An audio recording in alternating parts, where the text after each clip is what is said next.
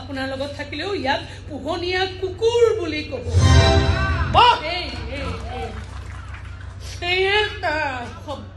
এটা শব্দ মা, তাকে কত কিমান সহ্য কৰিবলগীয়া হয় নহয়। চৰিয়াবলৈ উঠা হাতখন নমাই আনিবলগীয়া হয়। গালিবোৰ জিভাৰ আগলৈ আহিলেও জিভাখন কোচ খুৱাই ৰাখিবলগীয়া হয়।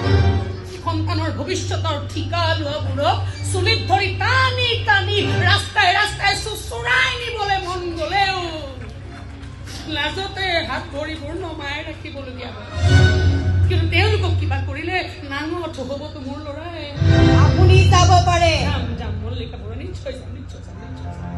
কিন্তু যোৱাৰ আগতে এটা কথা কৈ থৈছো, আজি আপোনালোকে মোৰ স্বামীৰ অন্তৰত, মোৰ অন্তৰত বৰ বেয়াকৈ আঘাত কৰোৱালে। সেই আঘাতৰ কিন্তু প্ৰত্যুত্তৰ নিদিয়াকৈ মই নাথাকিম। ইয়াক ইঞ্জিনিয়াৰ কৰিবলৈ মোৰ মানুহজনে যিমান